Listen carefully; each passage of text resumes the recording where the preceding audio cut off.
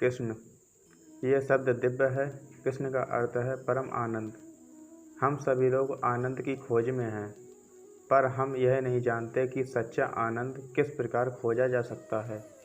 जीवन के प्रति भौतिकतावादी दृष्टिकोण रखकर हम अपनी इच्छाओं को पूरा करने में हर पग पर निराशा का सामना करते हैं, क्योंकि जिस वास्तविक स्तर पर पहुंचकर वास्तविक आनंद प्राप्त होता है उसकी हमें कोई जानकारी नहीं है।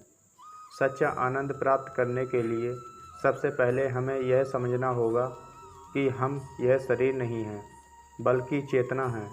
सिर्फ चेतना ही नहीं, क्योंकि चेतना तो हमारी वास्तविक पहचान का लक्षण मात्र है। हम तो विशुद्ध आत्मा हैं जो इस भौतिक शरीर में प्रविष्ट हो गया है।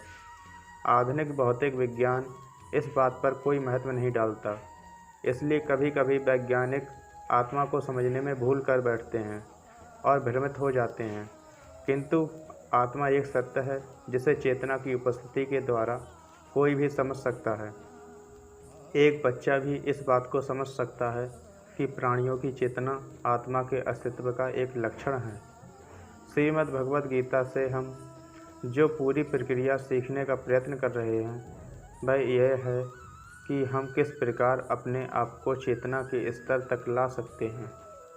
यही हम चेतना के उस स्तर तक पहुंच गए तो फिर हमें इस शारीरिक चेतना के स्तर पर वापस नहीं ढकेला जा सकता, और इस वर्तमान शरीर के नष्ट होने पर हम भौतिक विकारों से भी मुक्त हो जाएंगे।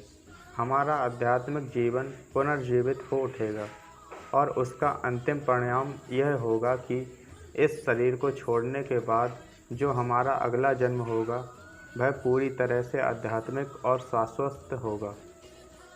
आत्मा, जैसा कि हम पहले भी कह चुके हैं, शाश्वत है।